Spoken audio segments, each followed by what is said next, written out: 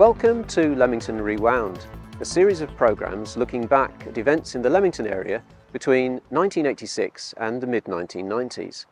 This first short programme is an introduction to the background of the footage collection and also a look at some of the things you can expect to see over the course of the series.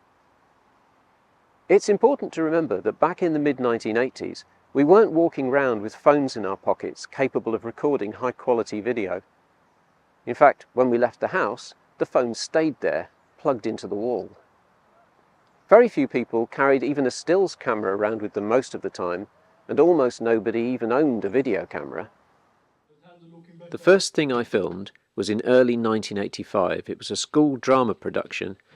I was using a borrowed video camera and the quality was awful. Later that year at college, I got to use a much better camera, using a portable VHS recorder. I made several videos that year and filmed lots of random shots around the town. I still have a few bits of this footage, including shots showing snow on the ground that winter. Over the summer of 1986, I borrowed a camera from a friend. It was another single tube camera and again struggled to get accurate colour results, even after white balancing in strong light. I filmed everything we did that summer, including fruit picking at Snitterfield and a family holiday to France. Most of that footage is of no interest, except for one part, the two channel crossings, and that's because we travelled there and back on the Herald of Free Enterprise, which became headline news when it sank out of Zeebrugge that winter. In September 1986, I bought my first camcorder.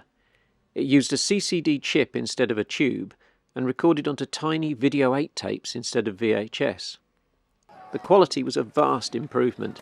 White balance this camera and you got bright, clean whites, strong dark blacks and vibrant, accurate colours. That autumn I started to film things that were happening around the town, and like anything else I get involved with, my obsessive nature meant that I got carried away with it. The early camera work is not always that good. I had a tendency to linger on the same shot for far too long, to the point where, looking back at it now, it can feel quite intrusive. I was also obsessed with big close-ups of what was happening, often forgetting to get good wide establishing shots. Over the next few years, along with my camera work, the cameras I used got better.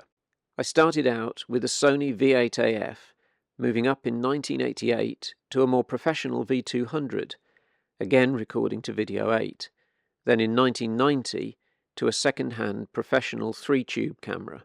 The tapes it recorded to were bulky, expensive, and each one lasted only about 20 minutes. So the footage I still have from this camera is on Super VHS. A pretty good format, but way short of the full quality the camera was capable of. Pretty much all the footage that will make up this series was filmed on one of these 3 cameras. In 1992, I started making programs for cable TV in Coventry, using full broadcast kit for the first time. With a battery belt and my rifle mic attached, this camera was quite a beast.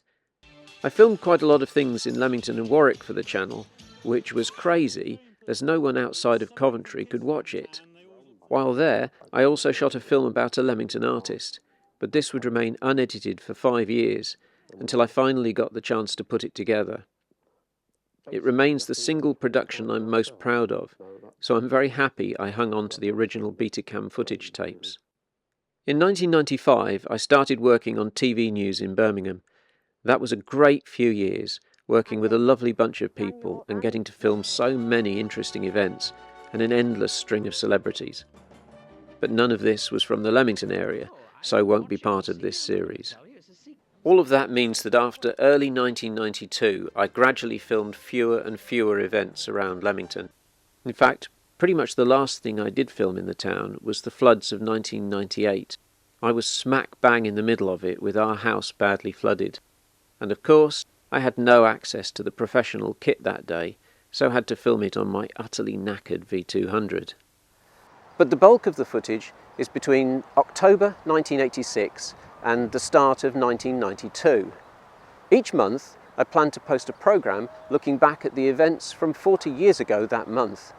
Some programmes will be shorter than others.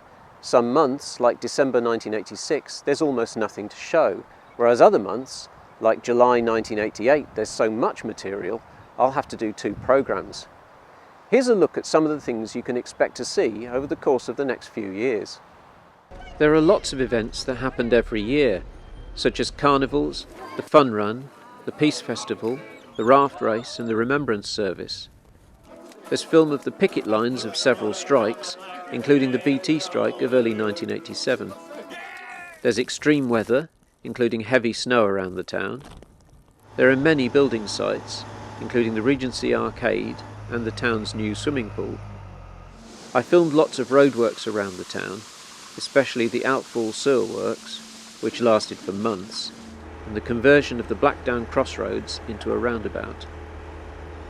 There are lots of Christmas light switch-ons in Leamington, Warwick, Kenilworth and Stratford.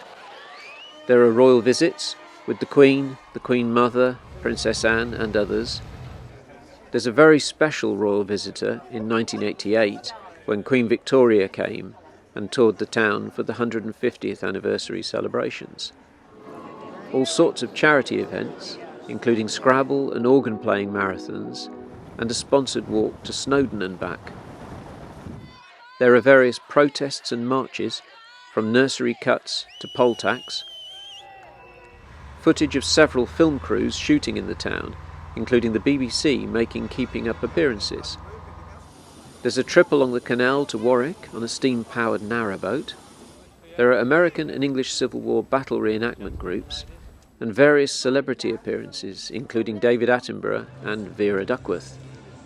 And there are all sorts of other events, including a visit by Czech veterans of World War II, Aldenite's charity walk, official openings of many shops and buildings, the replacement of a railway bridge over a weekend, Kenilworth plastic duck race, and swans nesting in the Jeffsons, to name a few. I hope some people enjoy watching these programmes. I'm certainly enjoying making them. It's giving me a chance to finally do something with all this footage before more of the tapes become unplayable. The first of the programmes will be looking at October 1986, and I'll be posting it up in early October. It'll cover the Leamington Fun Run, Bus Deregulation Day, and an American Civil War battle weekend on Newbold Common. I hope you'll join me then, but for now, thanks for watching.